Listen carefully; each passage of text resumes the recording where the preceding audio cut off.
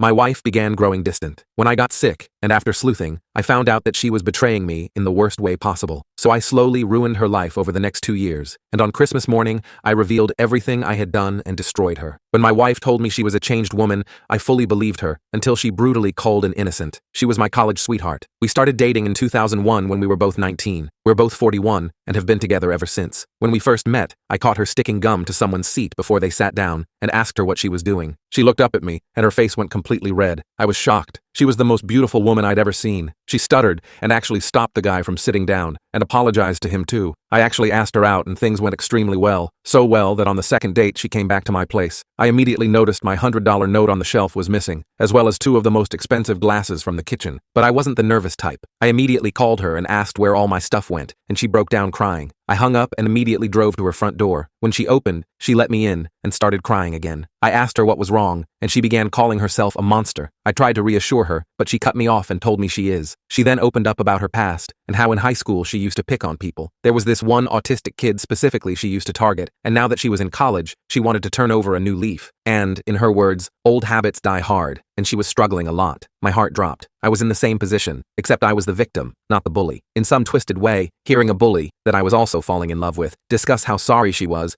somewhat healing. It even made me smile. I hugged her, and that was a precious moment between us. And ever since then, I've forgiven her for things most guys wouldn't even dream of putting up with, simply because she promised me she wanted to change. And it was only after we had our first daughters, now 12 and 16, that I found out the truth. We were sitting on the couch, in our middle-class 4-bedroom home, while our daughters were at school, when she got the text. It was from her old high school best friend. My wife's face immediately went white, and she started crying harder than I'd ever seen. But when I read the texts, I found it hard to comfort her. Turns out, the woman with autism that she used to bully had taken her own life. I stood there shocked, and instead of telling my wife that it wasn't her fault, that it's been so long since then, that anything else could have happened, I just stared at her blankly, because her best friend had found out that my wife's name was explicitly mentioned in the note. Actually, it was more of an essay. She left an almost 1,000-word sheet detailing every gruesome detail that my wife had done to her. My wife used to stick gum in her hair, cut her clothes, ruin her belongings, and pay people to make this girl's life hell. At the end was a paragraph apologizing to her family, but also outlining every method of treatment that she underwent. Thousands of dollars poured into therapy, counseling, and at one point, rehab. And the worst part? The whole time, I had no idea, because my wife made it seem like by bullying, she just meant ignoring her and actively not being her friend. She didn't tell me she was a monster. I didn't know what to think, and even if I wanted to hug my wife, I couldn't, because at the time I had just gotten injured in my lower back. She tried to move my arm so I could hold her, but I just strained my face, mainly out of pain. I know I should have been suspicious that there was a part of the sewer's lied note she wouldn't show me, but back then, I believed that everyone deserved their privacy. Between struggling with the injury, which was becoming much worse literally by the day, and finding out my wife was practically a murderer, life was bleak, to say the least. What made it worse was that the more my injury worsened, the more I relied on her for daily tasks like driving, tying shoelaces, everything. But all I wanted was some space from her. And after a while, I got it, but not in the way I'd hoped. "Can you at least try to pick up after yourself?" she'd snap while collecting my medication bottles from the bedside table. "I'm sorry," I'd reply, hating how helpless I felt. "The doctor said I shouldn't bend over." She'd sigh dramatically. Then, out of nowhere, my wife Lisa started hanging out with coworkers after work more frequently. Between November 2019 and February 2020, it became routine for her. I thought nothing of it. In 20 years, I'd never had reason to doubt her, in terms of loyalty at least. We each had our friends, plus mutual ones. I'd hang with my buddies regularly without issue. Everything seemed normal. At least, that's what I thought. But one sleepless night was enough to make our marriage come crashing down. Because after spending weeks pondering about my wife being who she said she was, and the note, my curiosity finally made me cave. While she slept, I read the entire sewer slide note, and the part she refused to show me wasn't even that bad, so I couldn't understand what made her hide it from me. For context, the girl had basically said something about how she was getting more guys now than my wife ever was, and that who she married, me, is just outright embarrassing. I didn't even feel hurt, just confused. But apparently, my wife cared a lot more than I did, because that section single-handedly caused her to destroy my life. It was around January that I noticed Lisa becoming distant. The casual affection she'd always shown, random hugs, kisses, stopped completely. Her phone became glued to her hand, which wasn't new, but she'd always shared things she found online, craft ideas from Pinterest, funny videos, etc. Now she was guarding her phone. Even her tone became sharper, like I was an annoyance. One evening,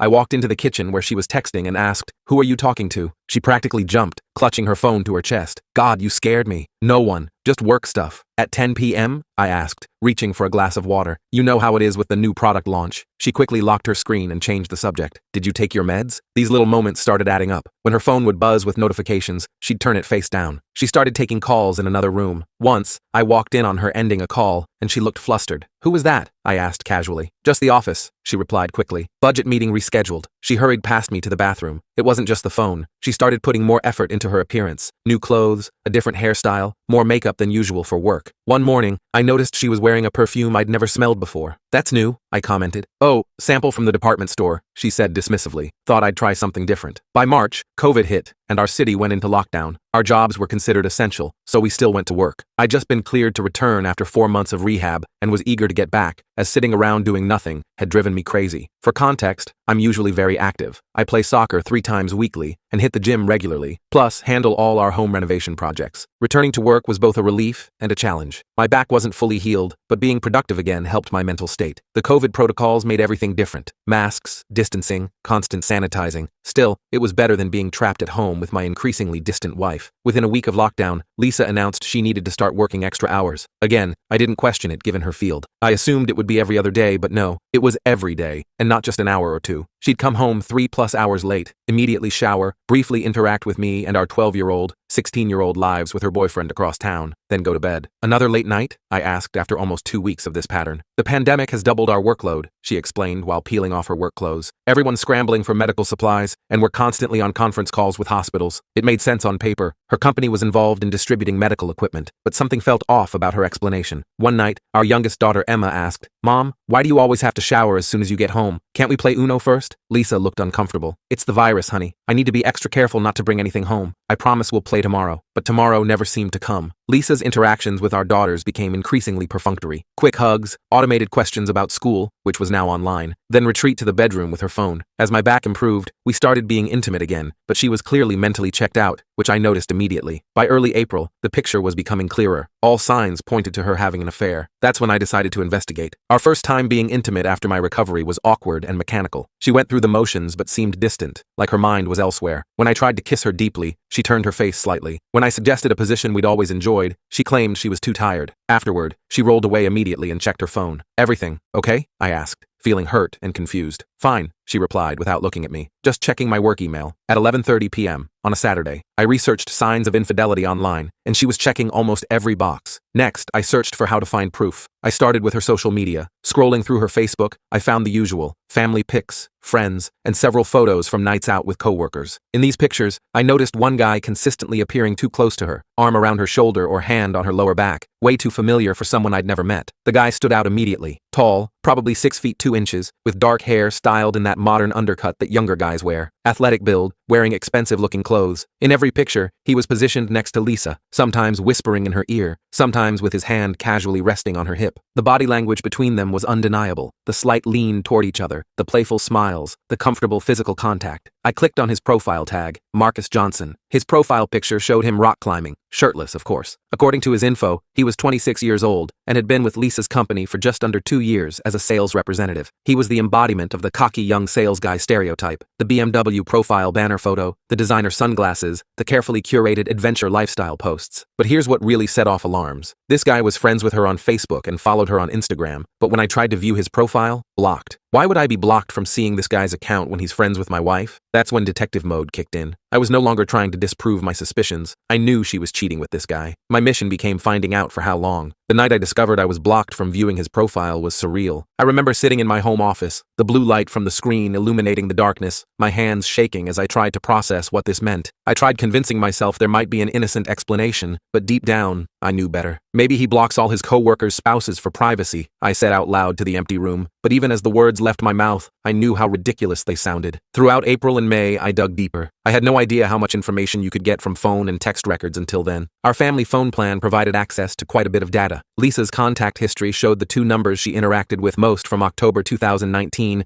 to April 2020 were mine, and another I didn't recognize. One quick Google search confirmed it belonged to the guy from the photos who blocked me on Facebook. Let's call him Jerk. because that's what he is. The call logs were damning. While I was lying in bed recovering from surgery, struggling with pain and depression, Lisa was spending hours on the phone with this guy. There were calls at odd times, early mornings before she left for work, late nights after she thought I was asleep, even during her lunch breaks. Some calls lasted only a minute or two, quick check-ins, while others went on for over an hour. The text logs were even worse. Hundreds of messages every day, starting as early as 5 a.m. and often continuing until after midnight. The volume increased dramatically during my recovery period, which explained why she seemed so distracted and irritable around me. She wasn't just dealing with the burden of my care, she was actively engaged in an emotional affair at minimum. The picture became clearer, but many of their messages were disjointed, suggesting she was deleting texts. I knew she was cheating, but needed something concrete. That's when I told my best friend Dave what I'd found. He asked if I'd confronted her, and I said no, because I felt I needed more evidence. Dave told me about an app that could monitor her communications in real time. I installed it, synced with our data plan, and waited. Dave and I met at his place to talk about it. I needed to confide in someone before I completely lost my mind. "I think Lisa's having an affair," I said, the words feeling strange coming out of my mouth. Dave's expression changed from curiosity to concern. "What makes you think that?" I showed him the Facebook photos, the call logs, everything I'd gathered so far. He studied it all carefully, his brow furrowed. "This doesn't look good, man," he finally said. "But you need to be absolutely sure before you confront her. You've been together 20 years. "I know," I replied, running my hands through my hair. "That's why I need something concrete, something she can't deny or explain away." Dave hesitated, then pulled out his phone. "There's an app my brother used when he suspected his wife. It's not exactly ethical, but it'll give you the truth." He showed me how to install it, how to sync it with our account, how to hide it so Lisa wouldn't know it was there. I felt sick doing it, invading her privacy like this, but I needed to know. Within days, I saw it, a text conversation between them discussing how much fun they'd had the previous night and making plans for the weekend. Gut punch. I was completely devastated. This was my D-Day, and for the next 2 days, I was simply broken. I distanced myself from her, which visibly unsettled her. She tried asking what was wrong, but I brushed her off and left the room. I couldn't even look at her. This woman I'd given 20 years to, who I'd provided everything for, had stepped outside our marriage for a guy barely older than our eldest daughter. The texts were explicit enough to remove any doubt. "Jerk. Last night was amazing. Can't stop thinking about how you felt. Lisa. I know. Me too. When can I see you again? Jerk. Is he working late Friday? Lisa. Yes. Said he'll be at the warehouse until 8. Come over at 6.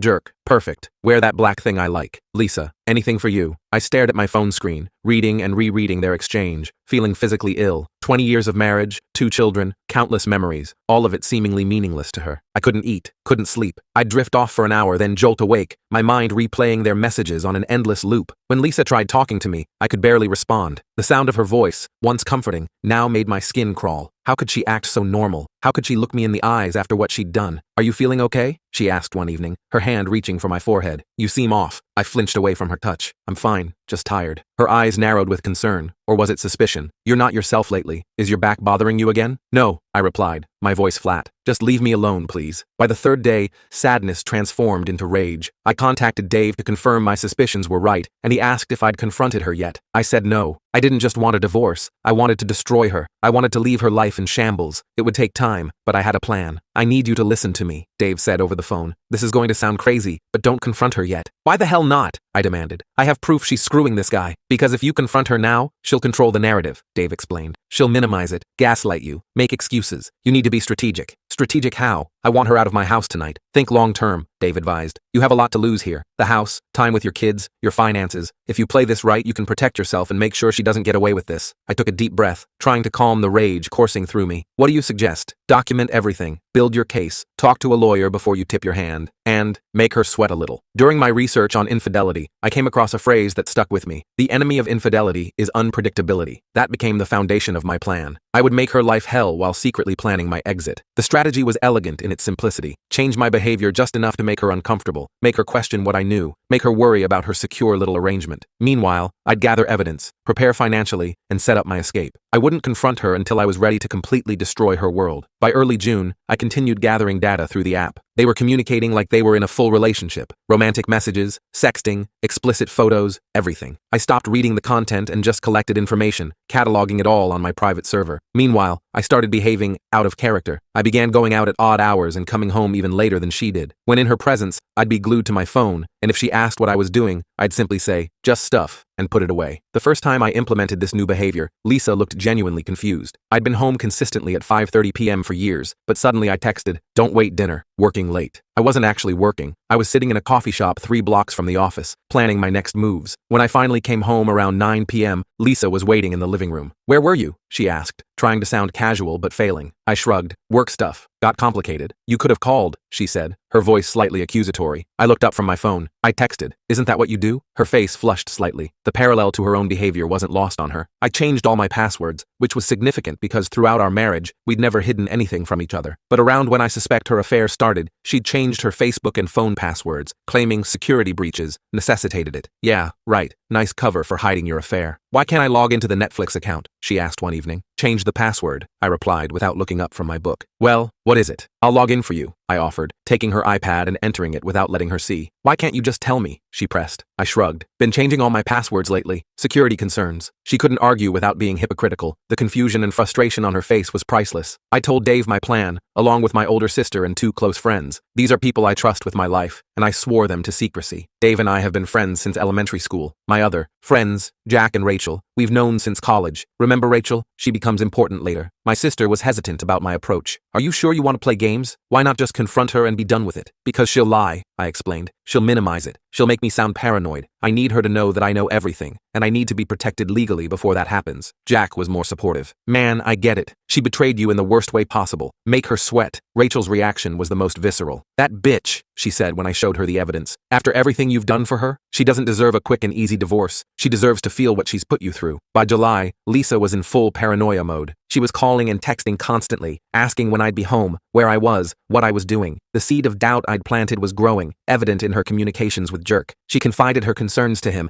telling him I was becoming cold and distant. The nerve of this woman. Her texts to Jerk became increasingly frantic. "Lisa, he's acting weird again. Came home at 11 last night smelling like perfume." Jerk, "You think he's seeing someone?" Lisa, "I don't know. He's never done this before. Always been so predictable." Jerk, "Maybe he's working late like he says." Lisa, "For 3 weeks straight? And he's showering at night now. He never used to do that." I hadn't actually been with anyone, of course. The perfume was a sample I'd sprayed on my shirt at the mall. The late nights were spent at Dave's or my sister's place. The nighttime showers were just to mess with her head, give her a taste of her own medicine. In one exchange, she suggested they stop meeting at our house because she wasn't sure when I might show up, confirming they'd been in my home. "Thanks, Lisa." Jerk asked if she was worried I might be cheating on her, which actually angered her. I can't describe the joy I felt reading that exchange. My cheating wife arguing with her affair partner about whether she was upset that her husband might be cheating. The irony was delicious. "Lisa, I'm not comfortable with you coming to the house anymore." Jerk, "Why? We've been careful." Lisa, "He's unpredictable now. Shows up at random times." Jerk, "Use my place then." Lisa, "Your roommates are always there." Jerk, "Hotel?" Lisa, "Maybe. I just need to figure out what's going on with him." Jerk, "Are you actually upset that he might be cheating on you? Seriously?" Lisa, "You don't understand. This isn't like him." Jerk, "But it's okay for you to be with me?" Kind of hypocritical, don't you think? Lisa, "It's different and you know it. Our marriage has been dead for years." That last message felt like a knife to the gut. Dead for years? We'd had our struggles like any couple, but I thought we were solid. We still went on date nights, celebrated anniversaries, planned for the future. Was it all a lie? Had she been checked out longer than I realized? To be clear, I wasn't seeing anyone. When I went out, I was usually at Dave or Jack's place having drinks and watching sports, or visiting my sister, 49, and brother-in-law, 55, who's like an older brother to me. I'd told my sister about Lisa's affair, but not my revenge plan. Her husband can't keep secrets. "I don't understand why you don't just confront her," my sister said over coffee one afternoon. "This whole charade seems exhausting." "It is," I admitted, "but I need to be prepared. I need to protect myself and the girls. And making her think you're cheating accomplishes that how?" I sighed. "It's not about making her think I'm cheating. It's about creating unpredictability, taking away her sense of control. Right now, she thinks she's managing everything perfectly. Her affair, her marriage, her image. I'm showing her she doesn't have the control she thinks she does." My sister shook her head. "Just be careful. Games like this have a way of getting complicated." Fast forward to October. My fake affair had been going for 3 months, and Lisa was hyper-aware I was pulling away. Since implementing my plan, I hadn't touched her. No hugs, kisses, or intimacy. Not that she needed it. She was still sleeping with Jerk, just at his place or hotels. The distance between us had become a physical presence in our home, like a third person living with us. We moved around each other carefully, speaking only when necessary, avoiding eye contact. Our youngest daughter noticed, of course. "Are you and Mom fighting?" Emma asked one Saturday morning while Lisa was out running errands. I put down my coffee. "What makes you ask that?" "You don't talk anymore," she said, her eyes downcast. "And you're never home at the same time." My heart broke for her. At 12, she was perceptive enough to sense the tension but too young to understand its cause. "Adult relationships get complicated sometimes, sweetheart, but I want you to know that both your mom and I love you very much. That never changes." She nodded, but I could tell she wasn't convinced. I made a mental note to make sure she had extra support when everything finally came to light. On October 20th, Lisa called me at work, which hadn't happened in months, asking me to come straight home because she had something important to discuss. I half expected she was going to confess, but of course not. Instead, she asked if I was unhappy with her. The audacity. She mentioned I was spending too much time away, showing no affection, and our intimate life had died. She suggested I was resentful of how she treated me during my recovery. Then came the punchline. She asked if I was cheating on her. I arrived home to find her sitting at the kitchen table, hands wrapped around a mug of tea. She'd clearly put effort into her appearance. Hair styled, makeup done, wearing the sweater I'd given her last Christmas. "What's so important?" I asked, not bothering to remove my jacket. "Sit down, please," she said, gesturing to the chair across from her. I remained standing. "I'd rather not. Just say what you need to say." She took a deep breath. "I feel like I'm losing you. You're distant, cold. You're never home anymore. We haven't been intimate in months." I said nothing, just watched her squirm under my gaze. "Is it because of how I treated you during your recovery?" She continued. "I know I wasn't as supportive as I should have been. I was stressed with work and—" "Is that what this is about?" I interrupted. "You feeling guilty about how you acted when I was injured?" "No, it's about us," she insisted. "Something's wrong, and I want to fix it." I almost laughed at the irony. Now she wanted to fix things? "Are you seeing someone else?" she finally asked, her voice barely above a whisper. I literally collapsed on the floor laughing hysterically, like maniacal cackling that would make the Joker proud. To her, it probably looked like I was laughing off the accusation, but I was actually laughing at the sheer irony. I was in tears, pounding the floor for a good 2 minutes before composing myself. I sat up, looked her in the eyes for the first time in months, shook my head without answering, stood up, brushed myself off, kissed the top of her head, and went about my evening. The look on her face was priceless, a mixture of confusion, relief, and lingering suspicion. She didn't know how to interpret my reaction. Was I laughing because the idea was absurd, or because I'd been caught? The uncertainty was exactly what I wanted. Later that night in my office, I thought screw it, and checked the app to see what she was telling Jerk. They were texting in real time. I know he's cheating. I asked him tonight and he literally laughed in my face. He fell on the floor laughing for like 5 minutes. He doesn't even care how I feel anymore. I don't know how or why, but he's gone. I know I've lost him. This is karma. The smile on my face must have been enormous. She was breaking. Jerk's response came quickly. "You're overreacting." He probably laughed because the idea is ridiculous. "Lisa, you didn't see him. It was like he found the whole thing hilarious. Like I'm a joke to him." Jerk. "Maybe he's just dealing with his own stuff. Doesn't mean he's cheating." Lisa. "He comes home late smelling like perfume. He's secretive with his phone. He changed all his passwords. He hardly looks at me anymore." Jerk tried consoling her, saying if I cared enough, she wouldn't have needed him, but her responses showed she was having doubts. She had the nerve to cheat because I couldn't fulfill my duties due to a legitimate injury, continuing the affair for nearly a year, but the idea of losing me to another woman made her waver? Pathetic. Jerk. "Look, if he really cared about your marriage, you wouldn't have ended up with me. You said yourself he's been emotionally absent for years." Lisa. "I know, but now I'm wondering if that was my perception or reality. He was always there for me before his injury. Always supportive, always loving." Jerk. "So what? Now you're defending him? After all the times you complained about how boring your marriage was?" Lisa. "I'm not defending him. I'm just confused. Something's changed. Throughout all this, I was executing the second part of my plan, getting my finances in order. In September, I met with a divorce attorney. With the mountain of evidence I'd collected, and since we live in a fault divorce state, I could really nail her in court. My lawyer advised me to organize my finances in preparation for asset division. I went further by secretly moving my money from our joint account to a personal one and began apartment hunting for phase 2. My attorney, a sharp-eyed woman in her 50s who'd seen it all,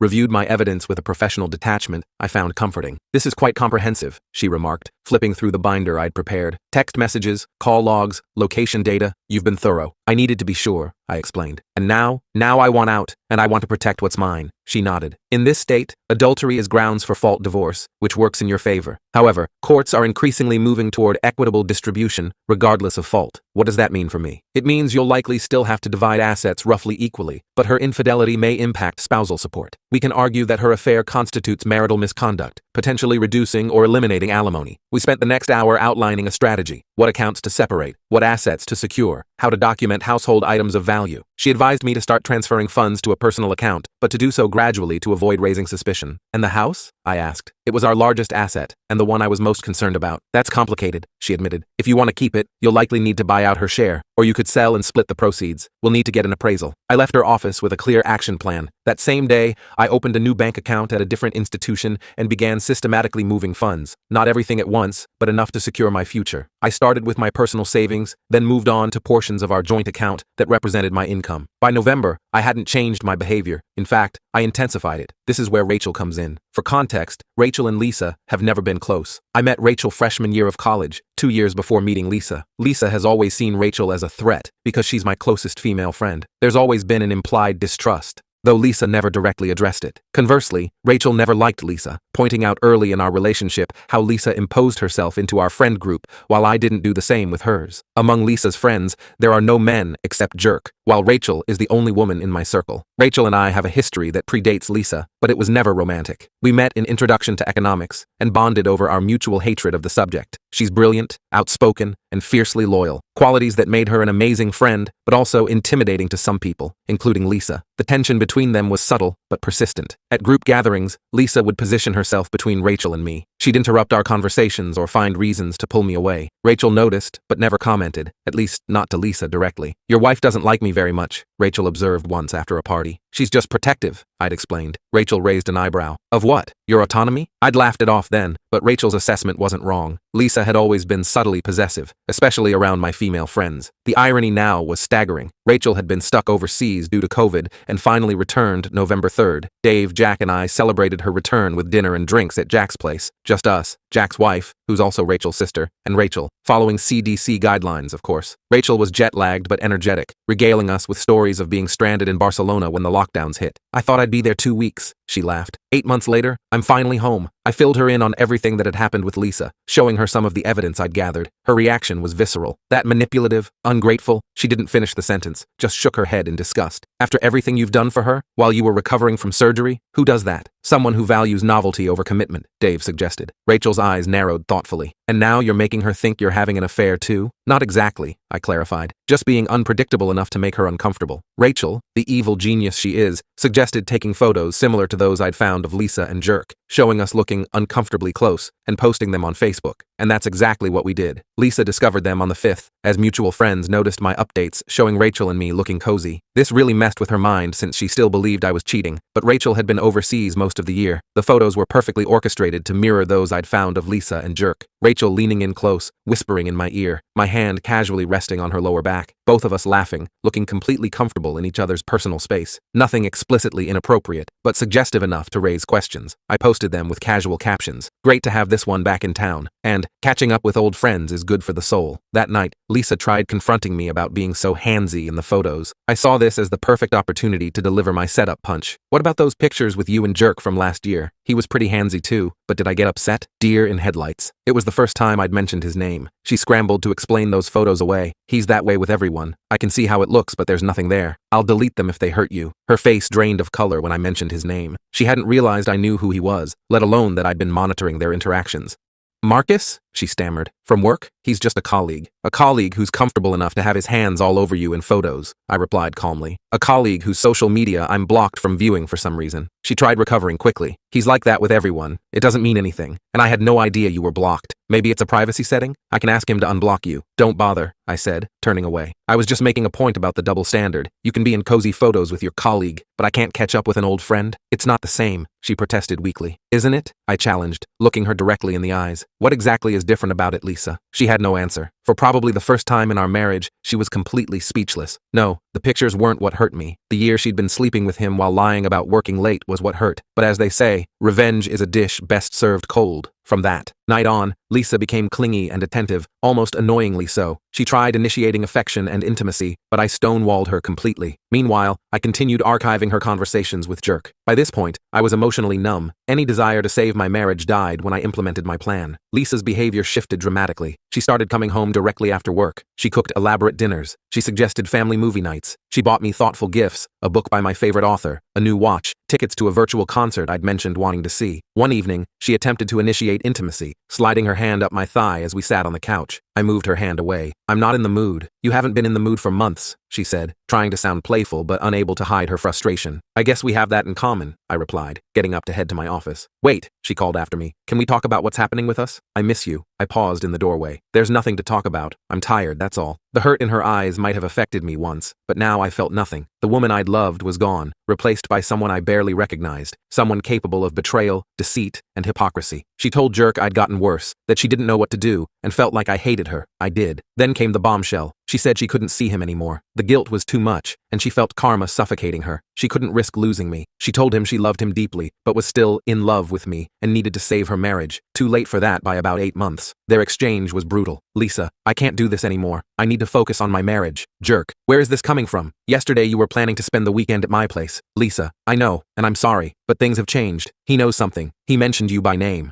Jerk, so what? He doesn't have proof of anything. Lisa, it doesn't matter. I can feel him slipping away, and I can't lose him. He's my husband, the father of my children. Jerk, and what am I? Just some guy you've been fucking for a year? Lisa, please don't make this harder than it already is. I care about you. I really do. I love you, but I'm still in love with him. Jerk, that's bullshit and you know it. If you loved him, you wouldn't have been in my bed last week. Lisa, I made a mistake, a huge one, but my family has to come first now. Jerk lost it, saying things like, he doesn't love you like I do, and, you're making a mistake throwing me away. That text chain would be their last until about 3 weeks ago. His final messages were desperate. Jerk, you're throwing away something real for a marriage that was dead long before I came along. Jerk, he doesn't appreciate you. He doesn't see you like I do. Jerk, you're making the biggest mistake of your life. Jerk, I love you more than he ever could. Jerk, fine, have it your way, but when he leaves you anyway, don't come crawling back to me. Throughout November and December, Lisa was in limbo, trying to gauge my feelings while unsure if I was actually cheating. Meanwhile, Jerk kept blowing up her phone daily, though she wasn't responding. I'd see her check her phone frequently, then quickly put it away. He texted constantly, sometimes apologetic, sometimes angry, sometimes pleading. She would look at the messages, her face a mixture of guilt and longing, but she never replied, at least not that I saw. Her efforts to reconnect with me became increasingly desperate. She suggested counseling, which I declined. She planned a weekend getaway, which I said I couldn't take time off for. She even tried recreating our first date, same restaurant, takeout due to COVID, same movie, same wine. Remember our first Valentine's Day? She asked one evening, showing me a photo album she dug out of storage. You gave me that silver bracelet I still wear. I glanced at the album without interest. That was a long time ago. 20 years isn't that long, she said softly. Not when you love someone. I didn't respond, just excused myself to make a phone call. Her words meant nothing to me now. Every sweet memory was tainted by her betrayal. Phase 2 was complete. Divorce papers ready, studio apartment secured with a 2-year lease, and all my money in my personal account. I was ready for the knockout punch. My new apartment was modest, but comfortable. A 1-bedroom in a secure building across town. I'd furnished it minimally with just the essentials. A bed, a couch, a desk for work, and basic kitchen supplies. It didn't feel like home, but it wasn't meant to. It was a transition space, somewhere to land while I rebuilt my life. The divorce papers were comprehensive, citing adultery as grounds and including a sampling of the evidence I'd gathered. My lawyer had prepared everything meticulously, ensuring I was protected financially and that Lisa's infidelity was clearly documented. Once you serve these, my attorney warned, there's no going back. Are you absolutely certain this is what you want? More certain than I've been about anything in years, I assured her. Thanksgiving arrived, and my oldest daughter and her boyfriend hosted a small gathering. Them, the boyfriend's parents, myself, Lisa, and our youngest. To maintain appearances, I initiated affection with Lisa several times that evening. Kisses on the cheek, hugs, arms around her shoulders. She clearly loved it, which was ironic considering this was the first time I'd touched her since that head kiss in October. Honestly, it disgusted me, but I couldn't risk raising suspicions in front of family. Our oldest daughter's apartment was small but festive. She decorated with fall colors and candles, and her boyfriend had helped prepare a traditional Thanksgiving meal. The normalcy of the scene was surreal, everyone chatting, laughing, sharing stories, while I carried the weight of what was to come. Lisa glowed under my attention, misinterpreting it as reconciliation. Each time I put my arm around her or kissed her cheek, she leaned into it, her eyes hopeful. She kept touching my hand, seeking reassurance that wasn't there. You two seem better, my oldest daughter commented when Lisa was helping her boyfriend's mother in the kitchen. Do we? I asked, non-committally. Yeah, Mom's been worried about you guys, said you've been distant. I forced a smile. Things are progressing. She seemed satisfied with that answer, though I hadn't actually confirmed anything. I hated lying to my daughter, even by omission, but she'd know the truth soon enough. Our youngest decided to stay with her sister that night, so Lisa and I went home alone. On the drive, she thanked me for being good to her, saying, I don't know what you're going through, but I'm here for you. I nearly burst out laughing again, but composed myself to reply, I know, I just need time. The drive was quiet, with Lisa occasionally reaching over to squeeze my hand. I allowed it, knowing this would be the last time I'd tolerate her touch. Thank you for tonight, she said as we pulled into our driveway. It felt like us again. I responded, neither confirming nor denying. Inside, she poured us both a glass of wine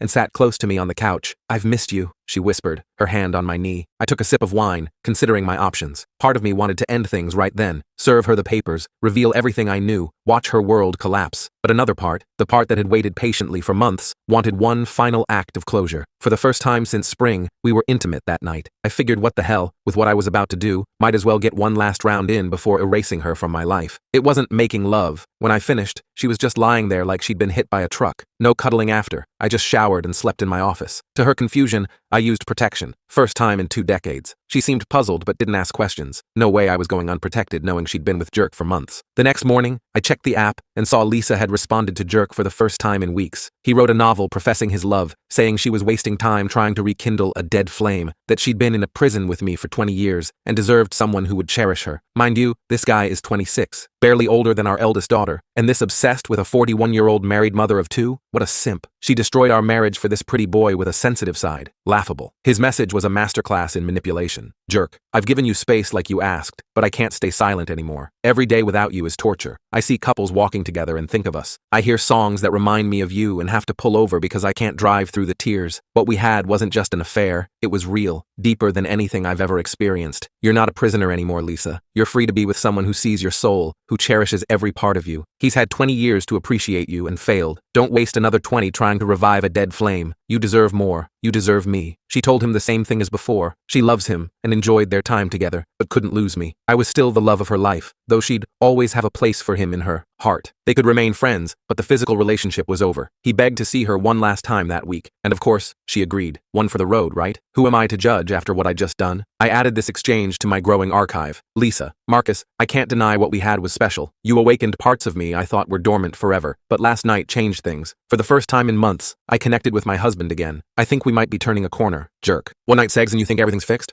Come on, Lisa. You're smarter than that. Lisa. It wasn't just sex. It was different. He was present in a way he hasn't been for so long. Jerk. So what does this mean for us? Lisa. I can't continue our physical relationship. I need to focus on my marriage, on my family. Jerk. After everything we've shared, everything we've said to each other, you're just going to throw it all away? Lisa. I'm not throwing it away. I'll always have a place for you in my heart. We can still be friends. Jerk. Friends? Friends? I don't want to be your friend, Lisa. I want to be the man you wake up next to every morning. I want to be the one who holds you at night. Lisa. I'm sorry. I truly am. But he's my husband. Jerk. At least give me a chance to say goodbye properly. One last time, just us. Please. Lisa. I don't think that's a good idea. Jerk. Please, Lisa. For closure. I need to see you one more time. Lisa. Okay. Thursday after work. But just to talk. Jerk. Just to talk. Thank you. December 4th marked the beginning of Phase 3, Operation Ghost Protocol. Divorce papers in hand, new apartment ready. I needed to start moving my belongings out. But first, I had to tell my daughters. I called my oldest home that Friday night. With both girls in my office, I laid everything out. Not specifics, but that their mother had been cheating for over a year, and I was filing for divorce. My 12-year-old was devastated, especially since she'd recently experienced her first betrayal. Her first boyfriend had cheated on her just months earlier. Seeing her heartbroken again, realizing her own mother was capable of this, hit her hard.